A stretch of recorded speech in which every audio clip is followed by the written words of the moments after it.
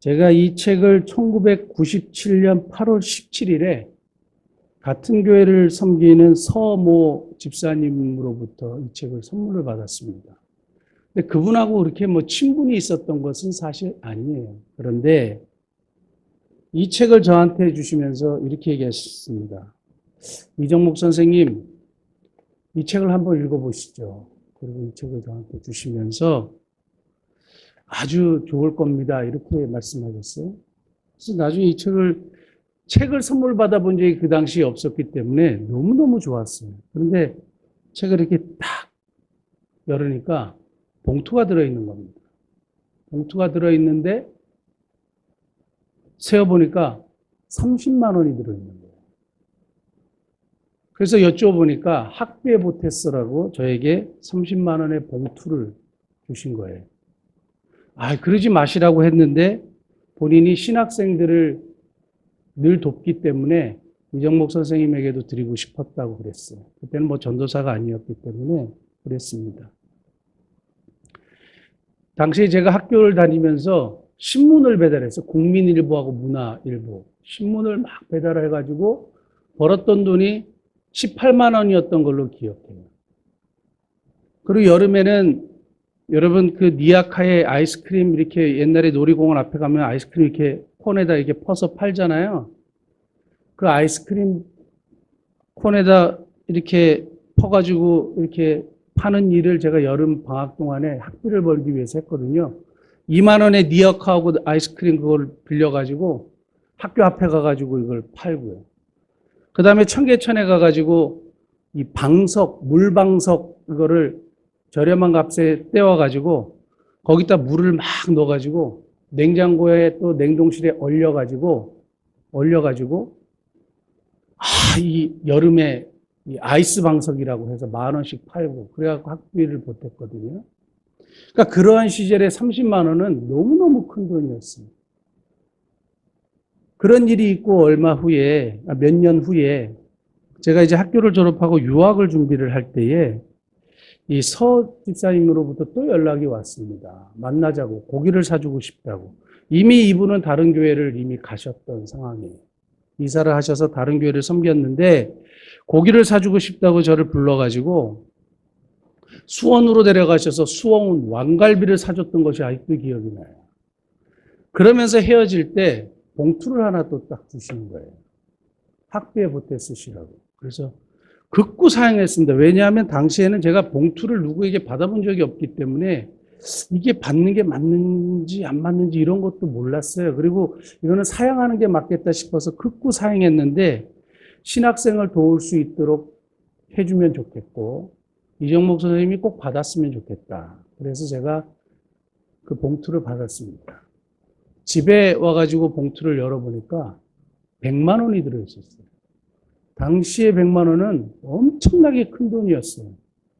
그래서 그 학비에 굉장히 큰 도움이 됐던 기억이 납니다. 그래서 지금으로부터 한 6, 7년 전에 제가 미국에서 목회를 하면서 이분 생각이 늘 났는데 한국에 오면 꼭 이분을 찾아야 되겠다 싶었어요. 그래서 6, 7년 전에 막 여기저기를 수소문했어요.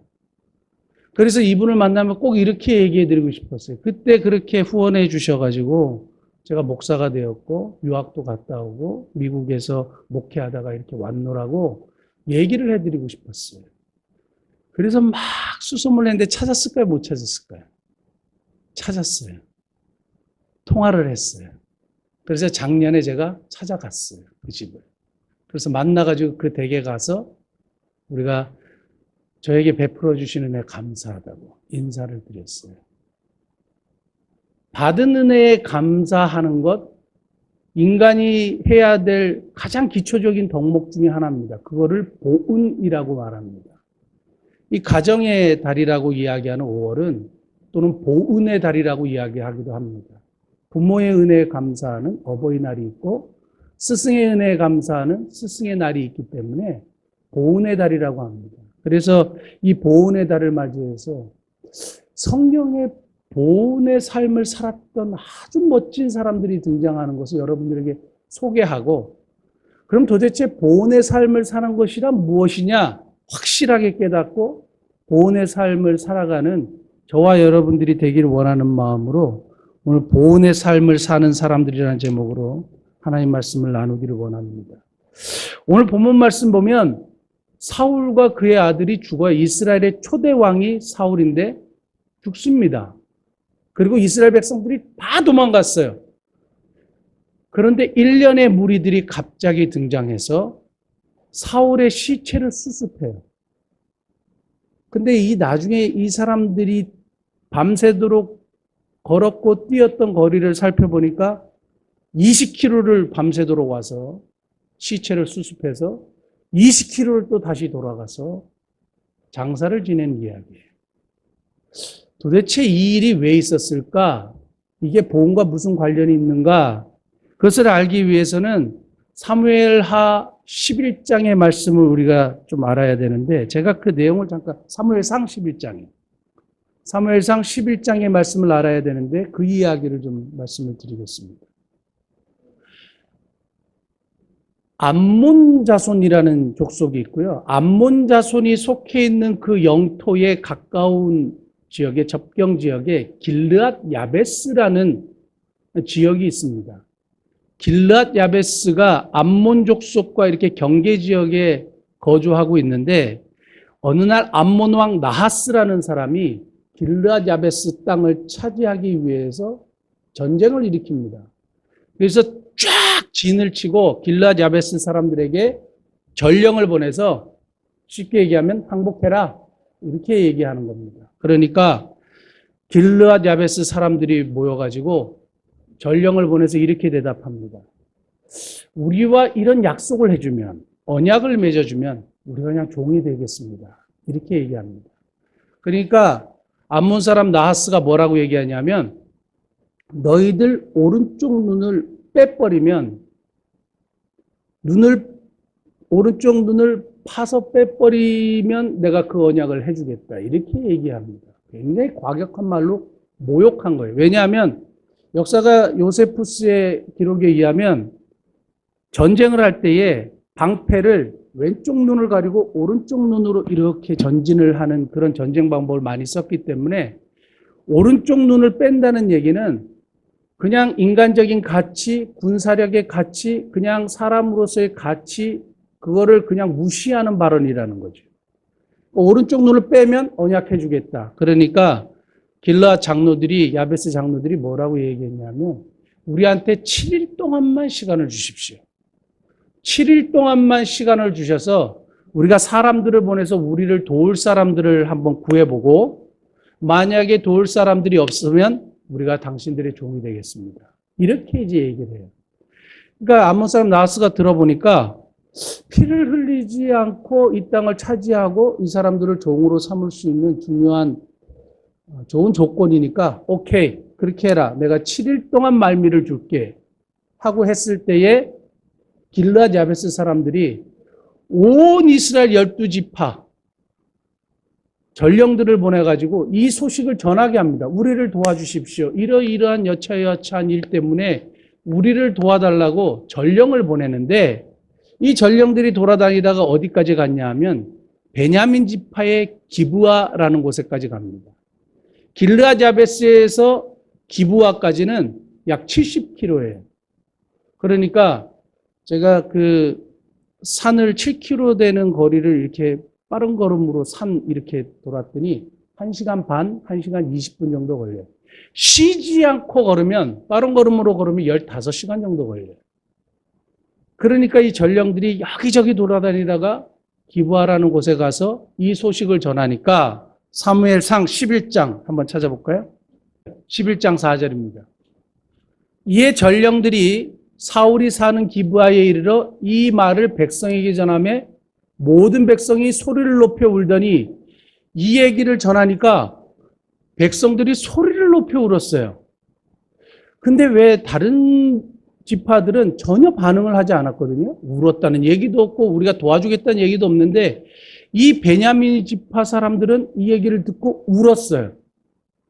그리고 사울이 그때 등장하고 그 소식을 듣고 하나님의 신에 감동돼서 밭을 갈고 있다가 그 밭을 갈았던 소의 각을 다 뜹니다. 잡아가지고 각을 뜨고 이스라엘 12지파에 택배를 다 보내죠.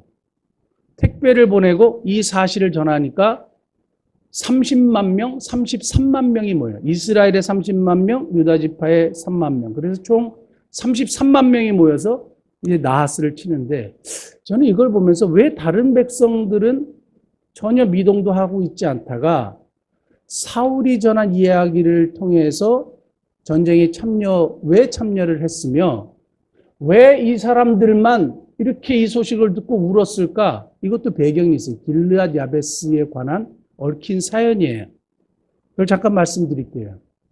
이거를 알려면 사사기 19장부터 21장에 대한 스토리를 알아야 되는데요. 사사기 19장에 무슨 이야기가 나오냐면 레위인이 등장합니다. 이 과거의 성직자라고 하는 레위인들이 등장하고 첩이 등장해요. 레위인이 첩을 가졌어요. 원래 레위인은 첩을 가지면 안 돼요. 그러니까 사사 시대는 암흑 시대고 타락한 시대라 그랬습니다. 그래서 제가 사사기를 정리할 때에 타타타 360년 그랬어요.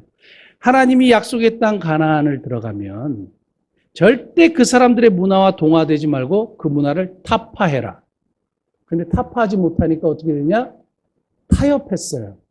그 사람들하고 어울려 살았어요. 그래서 우상숭배에 빠졌어요. 그래서 하나님의 진노를 받아요. 그래서 타락해요.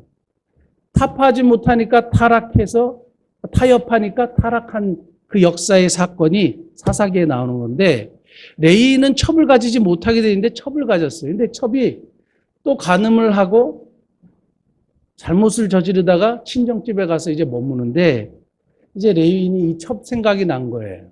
그래서 첩을 찾아서 장인의 집으로 가서 설득을 해서 이제 첩을 데리고 오는 과정에 밤이 이렇게 기역기역 이렇게 해가 졌습니다. 그러니까 레인에게 또 종이 있는 거예요. 원래 레인은 종을 가지면 안 되는데 또 종이 있는 거예요. 종이 뭐라고 얘기하냐면 저기 주인님 우리 해도 지고 했으니까 요 근처 마을 여부스 사람의 마을에 가서 하룻밤 지내고 아침에 일찍 우리 짐을 꾸려서 떠나면 좋겠습니다 라고 얘기하니까 레위인이 뭐라고 얘기했냐면 이방인의 땅에서 하룻밤 머무는 건 좋지 않고 우리 같은 민족의 땅 여기 앞에 기브아가 가까우니까 기브아라는 땅에 가서 하룻밤 자고 가자 이렇게 얘기했어요. 그래서 기브아를 마침 갔는데 이스라엘 백성들이 타락했지만 한 가지가 살아있었는데 이게 뭐냐면 나그네를 대접하는 거예요.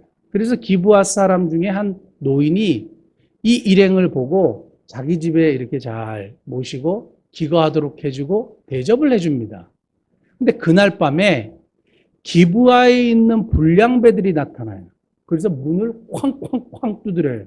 그리고 뭐라고 얘기했냐면 오늘 밤에 너희 집에 들어온 그 남자를 끌어내라. 우리와 그와 관계를 맺겠다. 이렇게 얘기해요. 거기서 관계는 성관계를 얘기하는 거고 동성애를 얘기하는 거예요. 소돔과 고모라가 남색하는 자들 때문에 망했다. 이런 이야기를 할 정도로 하나님은 동성애를 굉장히 싫어하십니다. 우리가 지금 현재 동성애자들이 많고 성소수자들, 사회적 약자들 보호해줘야 된다 하는데 저는 분명해요. 동성애는 범죄지만 동성애자는 사랑해야 된다 이런 거죠. 동성애자는 사랑의 대상이고 복음을 전할 대상이지 그들의 하는 행위를 우리가 인정하고 받아들일 수는 없어요. 왜냐하면 그거는 죄이기 때문에 그래요. 그러니까 이 베냐민 사람들 중에 하나님의 백성 중에 남색하는 자 동성애자들이 있는 거예요. 관계를 하겠다 그러니까 여차여차해서 결국에는 어떤 일이 벌어졌느냐. 레위인의 첩이 끌려 나와요. 그래서 이 불량배들이 밤새도록 욕을 보이고 떠납니다. 아침에 보니까 첩이 죽었어요. 그래서 이 첩을 나귀에 싣고 자기 집으로까지 데리고 옵니다. 그리고 정말로 말도 안 되는 일을 해요. 몸을 12토막을 내요.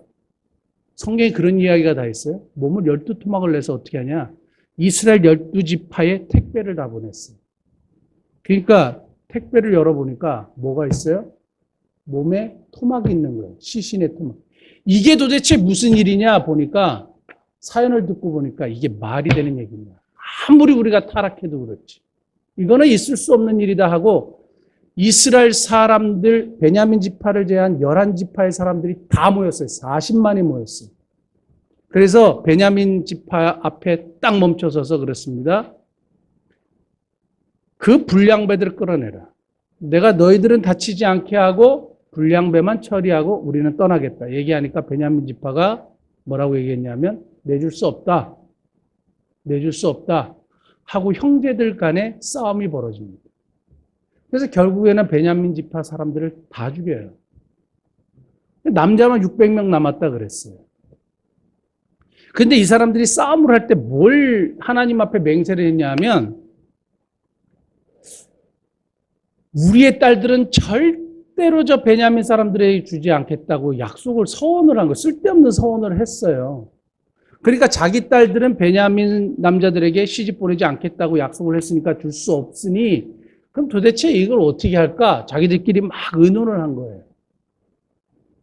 그래서 의논을 하면서 무슨 이야기가 나왔냐면 이번에 이 베냐민 지파를 치는데 함께 하지 아니한 우리 족속들이 누구냐? 이렇게 이제 질문을 한 거예요. 그러니까 누가 등장하냐면 그때 길르앗 야베스 사람들이 이 일에 동참하지 않았어요. 왜 동참하지 않았는지에 대한 이야기는 여러 가지가 있지만 이것이 선한 일이 아니기 때문에 동참하지 않았다는 이야기도 있고 그렇습니다. 동참하지 않았어요. 그러니까 이스라엘 백성들이 뭐라고 얘기하냐면 저 자식들을 다 죽여버리자. 이렇게 된 거예요. 이 말이 안 되는 일들을 자기들이 하고 있는 거예요. 자기의 소견에 오른 대로만 하는 거죠. 그래서 길르앗 야베스 사람들을 다 죽여요. 그러고 나서 거기서 남자를 알지 못하는 처녀들 400명을 잡습니다. 400명을 납치해요. 그 이방 풍습이거든요. 400명을 납치해서 누구한테 주느냐?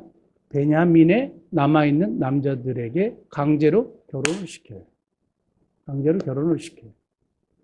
그래서 베냐민의 후손들은 대부분이 다 이 길르앗 야베스 처녀들, 여인들의 후손들이에요. 그러니까 제가 성경을 모를 때에 백성들이 막 이 소식을 듣고 오고 다른 지파는 아무런 반응이 없는데 베냐민 사람들은 막 우는 거예요. 왜요? 친정 식구들이잖아요. 자기 할머니의, 증조 할머니의. 그리고 들어왔을 거 아니에요. 관계를 맺었을 거 아니에요. 먼 친척들이 지금 어려움을 겪고 있고 죽게 되었고 종이 될 지금 위험한 상황에 빠지니까 백성들이 소리를 높여 울었어요. 이게 배경입니다. 이 소식을 듣고 왜 우느냐 하고 밭을 갈고 있던 사울이 하나님의 신에 감동해서 그 소식을 듣고 아까도 말씀드렸듯이 소를 각을 떠서 온 이스라엘 백성들에게 보내니까 사람들이 33만이 모였고 그래서 열심히 70km를 달려가서 암몬 사람 나하스의 군대를 격파합니다. 그리고 드디어 왕으로서 딱 자리를 기가 막히게 딱 잡는 계기가 됐어요. 사울이 자기의 목숨을 돌아보지 않고 길르앗 야베스 사람을 구했어요. 여기서 우리가 먼저 보온에 대한 이야기를 하기 전에 보온의 배경을 살폈는데 아주 중요한 개념이 하나 있습니다. 사울이 지금 길르앗 야베스 사람들이 어려움에 처했다는 소식을 딱 듣고 행동에 옮겨요. 여러분 제 카톡 프로필을 혹시 보셨는지 모르겠습니다. 카톡 프로필을 보시면 눈에 보이는 시급한이 먼저라고 제 카톡 프로필에 이렇게 썼어요. 그것은 우리 미사목민교회의 목회에 아주 중요한 개념이고 제 목회 철학의 아주 중심 개념 중에 하나입니다. 눈에 보이는 시급한이 먼저 돕는 거예요.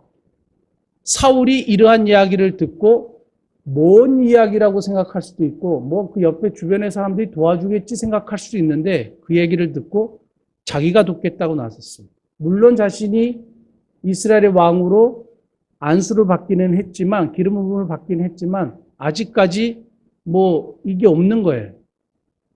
눈에 보이는 시급한 일을 발견했을 때 어떻게 한다? 도와주는 거예요. 이게 성경의 원칙이에요. 자, 잠언 24장 11절 한 번만 찾아볼까요? 잠언 24장 11절. 시작. 너는 사망으로 끌려가는 자를 건져주며 살육을 당하게 된 자를 구원하지 아니하려고 하지 말라. 아니하려고 하지 말라. 두 번의 부정은 강한 긍정이에요. 반드시 그렇게 해라 이거예요. 사망으로 끌려가는 자, 죽게 된 자를 보면 네가 위험에 처할 수도 있고 어려움에 처할 수도 있지만 그런 거 따지지 말고 무조건 구해주라 이거. 이게 성경에 말씀하시는 원칙과 원리예요. 그러니까 사울이 이 소식을 딱 전해 들었을 때 죽게 된 길르앗 야베스 사람들, 어려움에 빠진 길르앗 야베스 사람들을 돕기로 결정하고 나간 겁니다. 그리고 결국에는 승리를 하게 되죠. 이게 배경이에요. 얼마 전에 제가 이성광 선교사님, 우리 필리핀 빈민촌에서 선교하신 이성광 선교사님의 이야기를 들었어요. 그래서 제가 전화를 했습니다. 카톡으로 전화했어요. 보이스톡을 해가지고, 선교사님 지금 코로나로 인해서 거기가 많이 힘들죠. 혹시 뭐가 필요하시냐? 마스크가 필요하시냐? 저는 마스크가 필요할 거라고 생각했어요. 그랬더니 뭐라 그러냐면, 먹을 것이 필요하대요. 그래서 왜 먹을 것이 필요하냐? 정부에서 빈민들을 위해서 조그만 먹을 거를 이렇게 공급해주고 나눠주는데 턱없이 부족하고, 그리고 그것도 받지 못하는 빈민들이 있다 이거예요. 일거리도 없죠. 먹을 거 없죠. 그럼 뭐 해야 되느냐? 굶어야 되는 거예요. 그래서 자신에게 오는 모든 선교비를 지금은 다 빈민들 굶고 있는 빈민들에게 이게 나눠준다는 거예요. 그 얘기를 딱 듣고 도와줘야 되겠다라는 거죠. 이 얘기가 지금 제 귀에 들렸잖아요. 그러면 네, 알겠습니다. 그리고 지나갈 수 없는 거예요. 그러니까 하나님이 분명히 이것을 듣게 하신 이유가 있을 것이고 도와줘야 되겠다고 했는데, 제가 도와주고 나서 지금 설교를 준비하면서 참 죄송했어요. 너무 조금 도와준 거예요. 조금 더 도와드릴 수 있는. 그래서 우리 교회가 이러한 눈에 보이는 시급한 일을 돕기를 원합니다. 자, 눈에 보이는 시급한 일을 도왔던 사울의 은혜에 감사해서 오늘 길르앗 야베스 사람들이 은혜를 갚는 이야기가 본문의 이야기예요. 배경이 너무너무 길었지만 저는 하나님의 백성들에게 꼭 있어야 하는 게 뭐냐? 그는 보온의 삶을 사는 거라고 봐요. 보온의 삶을 살지 않는 하나님의 백성 아니다. 이렇게라도 말할 수 있어요.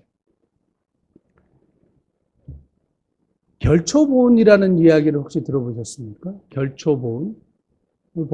본론으로 좀 들어가서 결초보온이라는 말이 있는데요. 풀을 묶어서 은혜를 갚는다라는 이야기예요. 풀을 묶어서 은혜를 갚는다라는 이야기인데, 중국의 춘추 시대에 나아갈 진자를 쓰는 진나라가 있고요.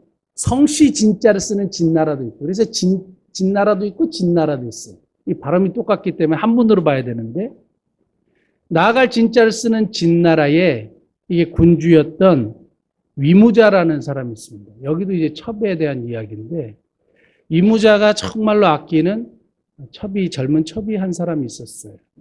그래서 병이 걸려가지고 이런 유언을 합니다. 아들 위과에게 내가 죽으면 저 첩을 재가를 시켜라. 살려주어라.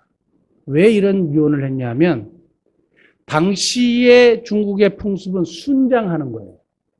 순장은 뭐냐면, 자기가 죽으면 첩과 자기의 가족과 자기와 관계되어 있는 종들을 어떻게 했느냐? 그냥 같이 묻는 거예요. 그 순장이에요. 그래서 진시황이나 이런 사람들 황제에 보면 궁녀들, 시녀들, 부하들, 장수들 다 같이 그냥 죽여버려서 순장하잖아요. 그러니까 당시의 문화는 순장이니까 보통은 순장하라고 하는데 재가를 시켜라 라고 얘기했는데, 갑자기 병이 엄청나게 위중해졌어요. 그리고 정신이 오락가락하니까 갑자기 아버지 위무자가 아들 위가한테 이렇게 또 유언하는 거예요. 야, 재가 시키지 말고 순장해라. 이렇게 하고 이제 유언을 하고 죽었어요. 아버지가 죽고 나서 장례를 치고 난 다음에 이 위가가 도대체 이걸 어떻게 처리하지 하다가, 나는 아버지가 정신이 맑았을 때 말씀하신 것을 따르겠다 하고 그 아버지의 첩을 살려줘요. 당시의 풍습과 반하는 일이에요. 살려줘요. 그런데 이 위가가 속해 있던 나아갈 진자를 쓰는 진나라 옆에 성씨 진자를 쓰는 진나라가 쳐들어옵니다. 그래서 싸움이 일어나고 전쟁이 일어나서 막 싸우는데 저쪽에 두해라는 아주 걸출한 장수와 군대들이 막 지쳐 들어오는 거예요. 잘못하면 죽겠는 거예요. 이 전력이 약한 거죠. 이 위가가. 그랬을 때 갑자기 어느 지점에 와서 두해를 비롯한 이 군대의 군사들이 꼬꾸라지는 거예요. 다 엎어지고 자빠지는 거예요. 그래서 위가가 나아가서 그들을 대파하고 두해를 포획해요. 그래서 보니까 땅바닥에 풀에 이렇게 풀들이 다 묶여 있는 거예요. 도대체 이게 어쩐 일이지? 그래서 이 풀에 묶여 있어서 이 사람들이 다리에 걸리고 말이 다리에 걸리고 그래갖고 다 꼬꾸라지고 해가지고 전쟁에 이겼다는 거죠. 그날 밤 위가가 꿈을 꾸는데 한 할아버지가 나타나서 이런 이야기를 하는 겁니다. 자신이 바로 당신이 살려준 그 여인의 아버지라고. 그래서 내가 그 은혜를 갚는 거라. 그래서 그때 나타난 이야기가 결초보온이에요. 풀을 묶어서 은혜를 갚는다. 이런 뜻이. 자, 세상에도 보온이라는 말이 있어요. 그래서 죽어서라도 내가 은혜를 갚겠다. 풀을 묶어서라도 은혜를 갚겠다. 이런 개념이 있는데 오늘 성경에서 말하는 이 길르앗 야베스 사람들의 이 보온은 좀 달라요. 격이 달라요. 제가 그것을 좀 말씀드리려고 하는 거예요. 성경에서 얘기하는 보온의 삶은 차원이 다르고 질이 달라요. 세상 사람들도 보온을 덕목 중에 아주 중요한 덕목으로 따집니다. 그래서 성경은 도대체 뭘 얘기하느냐? 첫 번째예요. 받은 은혜에 집중하는 거예요. 받은 은혜에 집중하는. 이게 무슨 말이냐? 오늘 본문으로 다시 한번 돌아보면 역대상 10장 13절 보면 사울이 죽은 것은 하나님께 범죄했기 때문이라 그랬어요. 그래서 사울이 굉장히 후반이 좋지 않았고 중반이 좋지 않았고 후반은 더 좋지 않았어요. 그러니까 됨됨이도 좋지 않았어요. 교만했고 나빴고 하나님을 떠났고 그래서 하나님께서 그를 데려가셨어요. 그럼에도 불구하고 길르앗 야베스 사람들은 보온합니다. 사람의 됨됨이를 따지지 않고 그 사람이 변했는지 변하지 않았는지를 따지지 않고 자기들이 받은 은혜에 집중해요. 세상의 보온은 그렇지 않아요. 세상은 나를 키워준 스승이라 할지라도 내 생각과 달라졌거나 이 사람이 끝이 바르지 않거나 이 사람의 인간성이 달라졌으면 보온하지 않아요. 그리고 떠나요. 배신해요. 그리고 끝이에요. 그런데 성경은 은혜에 집중하는 거예요. 내가 받은 은혜. 내가 받은 은혜에 집중하고 사울의 시체를 수습해다가 장사를 지내주고 7일 동안 금식을 해요. 보온의 삶은, 성경적인 보온의 삶은 다 같이 한번 따라합니다. 받은 은혜에 집중하는 것이다. 두 번째요. 성경의 보온의 삶은 희생을 각오하는 것이다. 심지어는 죽음도 각오하는 것이다. 오늘 본문 보면요. 길르앗 야베스 사람들이 어디로 가느냐 하면 사울의 시체가 벳살이라는 지역의 성벽에 이렇게 박아버렸어요. 당시의 전쟁의 수장, 적군의 수장은 목을 베고 그 시체를 모욕했어요. 그래서 목을 빼가지고 자기들이 섬기는 우상 다곤의 신전에 딱 사울의 목을 걸어놨어요. 그리고 이 사울의 아들들과 사울의 시체를 성벽에다 그냥 박아버렸어요. 막 보라고. 이렇게 우리가 승리했다고. 저렇게 우리를 대적하는 자는 저렇게 될 거라고 막 하고 이제 이렇게 하는 거죠. 그런데 그것을 보았고 그 지역에 블레셋 사람들이 꽉 차 있는데 길르앗 야베스 사람들이 밤새도록 달려가요. 그리고 그 시체를 수습해요. 보통 일이겠습니까? 20km를 달려갖고 20km를 돌아오는데 잘못하면 발각되면 죽는 거예요. 그리고 20km 정도 거리면 블레셋 사람들이 저 자식 뭐야? 저 자식들 뭐야? 하고 금방 들어와서 길라디 야베스 사람들을 다 죽일 수 있는 거리고 그럴 가능성이 너무너무 농후해요. 그런데 이 사람들이 딱 잠깐 동안이지만 회의를 했던 것 같아요. 어떻게 할 거냐? 우리를 도와주고 우리에게 은혜를 베푼 저 사람이 저렇게 모욕을 당하고 성벽에 박혀 있는데 어떻게 할 거냐? 결론을 내리죠. 가자. 그리고 우리가 최대한 예의를 갖추자. 한 거예요. 죽기를 각오하고 갔어요. 그래서 그 시체를 끌어내리고 다시 가지고 와서 잘 장사를 지내줍니다. 저는 이걸 보면서 희생을 각오하는 것, 성경에서 이야기하는 보호는 기꺼이 희생을 감수하면서도 은혜를 갚는 거예요.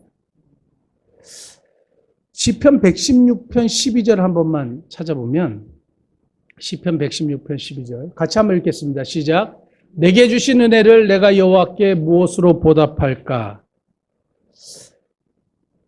성경적 보호는 희생을 각오하는 것인데 정말 생명을 돌아보지 않고 보온의 삶을 사는 사람들에 대해서 제가 살펴봤어요. 누구냐? 뭐 많은 사람들이 있지만 선교사님들이에요.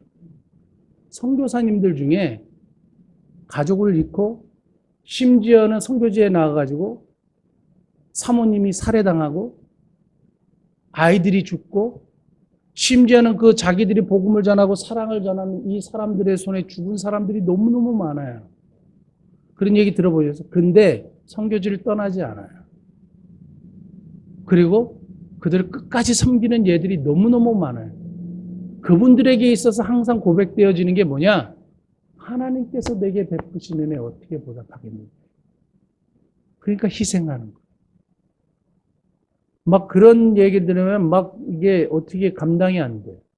하나님의 은혜에 보답하는 보온의 삶을 살아가고 있는 겁니다. 우리가 이렇게 잘 살 수 있었던 것도 우리 기독교 초창기, 대한민국 초창기의 선교사님들의 하나님의 은혜에 어떻게 보답할 것인가 하고 우리나라의 땅에 와서 목숨을 희생했던 선교사님들 덕분이다. 저는 그렇게 믿습니다. 세 번째요. 보온의 삶이란, 성경적 보온의 삶이란 존중과 예의를 다하는 것이다. 존중과 예의를 다하는 것이다. 이게 무슨 말이냐면 오늘 읽었던 역대상 10장 7절에 모든 이스라엘 백성들은 도망갔다 그랬어요. 근데 길라디 야베스 사람들은 목숨을 걸고 사울의 시체에게 왔죠. 그래서 그걸 걷어가는 일에 이것을 가져다가 어떻게 했느냐?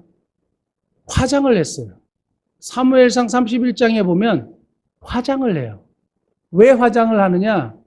성경학자들은 이렇게 얘기합니다. 보통 당시에 적군의 수장의 시체는 아까도 말씀드렸지만 목을 자르고 성벽에다 걸고 심지어는 무덤 속에 있는 것도 파헤쳐가지고 막 모욕을 주는 거죠.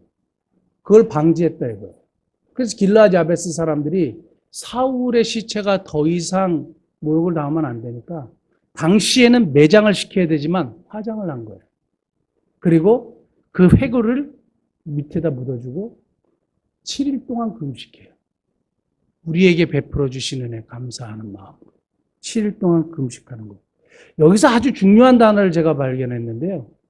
그의 아들들의 시체들을 히브리어로 오탐이라는 단어를 써가지고 그들이라고 얘기하는데 이 오탐이라는 단어는 인격체를 뜻해요. 죽은 시체를 그냥 고깃덩어리 시체로 보지 않고 하나의 인격체로 철저하게 존중하면서 대우해요. 그리고 잘 묻어줘요. 결초보훈이라는 뜻이 풀을 묶어서 은혜를 갚는다는 뜻만 있는 것이 아니라 죽어서도 은혜를 갚는다는 뜻이 있어요. 이게 세상에서 말하는 보훈이에요. 근데 사실 죽어서 은혜를 갚을 수 있습니까? 없습니까? 없어요. 죽으면 은혜를 갚을 수 없어요. 그건 참 좋은 개념이긴 하지만 죽어서는 절대 은혜를 갚을 수 없어요. 천국이나 지옥이나 분명히 결정되기 때문에 참 우리가 듣기에는 참 너무 좋지만 은혜를 갚을 수 없어요. 그런데 성경은 죽은 자들에 대해서도 은혜를 갚아요. 살아있는 자들이 죽은 자들에 대해서도 은혜를 갚아요. 이게 성경에서 말하는 보응이에요. 이스라엘 백성들이 400년이 지나도 끝까지 지켰던 약속 하나가 있는데 요셉이라는 사람이 죽기 전에 언젠가 하나님이 우리 민족을 방문하셔서 구원하실 때에 내 뼈를 꼭 약속의 땅 가나안에 묻어주십시오 했을 때 400년이 훨씬 지난 그 시점에 모세가 그걸 기억했고 여호수아가 그걸 기억했고 그래서 요셉의 뼈를 파가지고 그 땅뼈 속에서도 40년 광야에서 방황하는 상황 속에서도 요셉의 뼈는 지켜져요. 그리고 약속의 땅에 묻어져요. 자신들에게 은혜를 베풀었고 자신들을 살려주었던 요셉에 대한 예의죠. 존중과 예의를 다하는 거예요. 그래서 제가 한 가지 적용한 것은 제가 아까 서집사님, 지금은 서권사님인데 서권사님 말고 또 한 분을 찾았어요. 누구냐면 많은 분들이 있지만 제가 초등학교 4학년 때 엄북국민학교를 다녔는데 엄북국민학교에 김세준이라는 친구, 공부 잘하는 친구가 있었어요. 저희 집은 되게 가난했고 그 집에 가면 골프채가 있었어요. 그리고 그때 제가 처음으로 골프를 쳐봤어요. 진짜 골프공으로. 그러니까 4학년이 지금부터 38년 전이에요. 38년 전에 집에 골프채가 있고 골프공이 있고 그거를 저쪽 큰 벽에다가 이렇게 연습할 수 있는 그런 개인주택, 저택에 살았어요.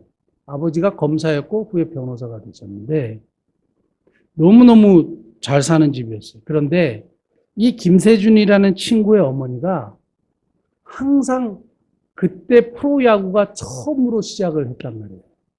프로야구, MBC 청룡 기억하십니까? 삼성 라이온스.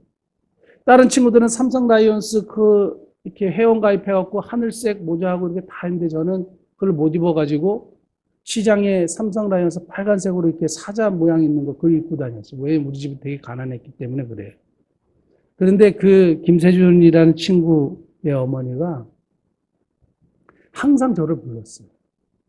저를 불러서 야구장에 꼭 같이 데려갔어요. 지영이라는 그 친구의 동생과 김세준이라는 친구와 저를 꼭 불렀어요. 제가 가난하니까 저를 꼭 불러서 항상 아이들이 야구장에 갈 때 저를 데리고 갔어요. 제가 나중에 커가지고 아이를 키워보니까 이게 보통 일이 아니에요. 돈이 있다고 되는 문제가 아니더라고요. 그래서 그 김세준이라는 친구의 어머니를 제가 수소문했어요. 찾았을까요? 못 찾았을까요? 드디어 알게 됐는데 작년에 돌아가셨다는 거예요. 작년에 돌아가셨다는 거예요. 그게 이제 몇 해 전에 제가 찾았는데. 제가 그때 울었어요. 내가 1년만 더 일찍 찾았으면 전도하고 싶었거든요. 그 집을. 그래가지고 제가 이렇게 여차여차해서 이제 목사가 돼서 어머니 찾아왔느라. 그리고 그때 너무너무 감사했다. 그렇게 보훈하고 싶었어요. 그래서 뭐라도 선물을 사드리고 맛있는 것도 사드리고 하고 싶었는데 꿈이 깨져버렸잖아요. 그러면서 이걸 보면서 죽은 시체도 존중과 예의를 다하고 했어요. 저의 신앙과는 죽었으니까 천국과 지옥으로 끝이에요. 그러나 제가 다시 찾아야 되겠다 싶어요. 그리고 그 아버지가 살아계시면 그 아버지에게도 인사하고 김세준이라는 친구를 꼭 찾아야 되겠다. 그래서 오늘 오후부터 내일부터 여기를 찾기 시작할 거예요. 그래서 제가 할 수 있는 최대한 예의와 존중을 갖추고 복음을 전할 수 있으면 복음을 전하려고 합니다. 사랑하는 성도 여러분, 이 보혈의 달에 성경적인 보훈을 생각하면서 물론 하나님의 은혜에 보훈해야 되고 그 다음에 부모님의 은혜에 당연히 보훈해야 되고 그 다음에 나를 예수 믿게 해주는 분을 생각하고 보훈해야 되고 그분이 어떻게 변했든지 간에 그리고 나에게 뭔가 은혜를 끼친 분에게는 반드시 보훈하는 저와 여러분 되시기를 예수님 축복합니다. 기도하시겠습니다.